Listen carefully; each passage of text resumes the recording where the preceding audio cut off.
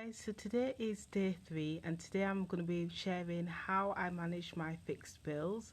Now when I say fixed bills, what I mean by this is simply your bills which you pay every single month. They tend to be roughly around the same amount each month, and it can be like your typical bills such as your mortgage payment or council tax or maybe Spotify, anything that's sort of fixed.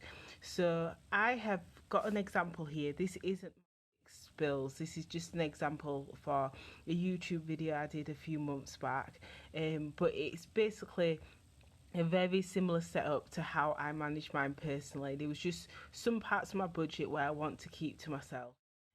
So as you can see here, I've got a few fixed bills. I tend to have a lot more than this, but I've got a few fixed bills here.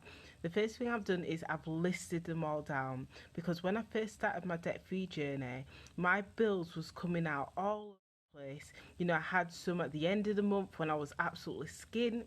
I had some at the beginning of the month. I had some throughout the month. I didn't know when bills were coming out. I just had no control. I would always dread looking at my balance.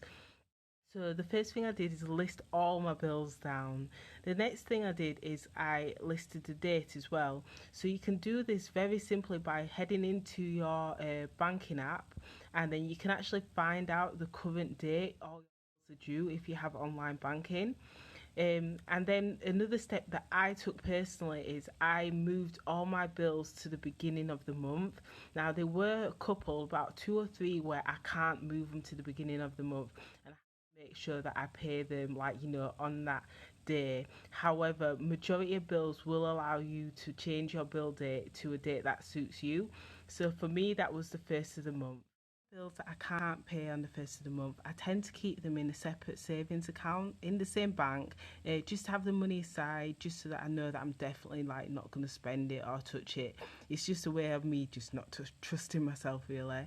But yeah, once that's done, I've got the item, I've got the date, then I add in the amount. So I will literally look at the exact amount on my bank statement and then add that into my bill tracker.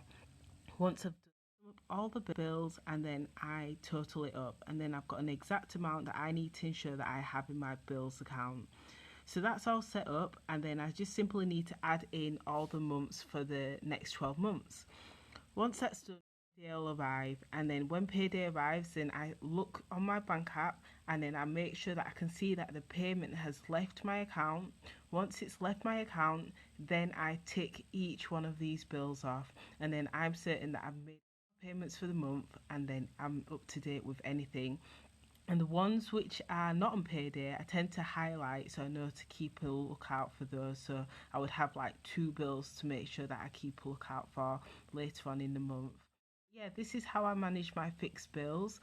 It's very useful. It streamlines the process. It makes payday so easy, so quick, and I also ensure that I don't miss out on any bills, because I remember when I missed out on my EE contract, it not my credit, but it meant I had to make a double payment the following month.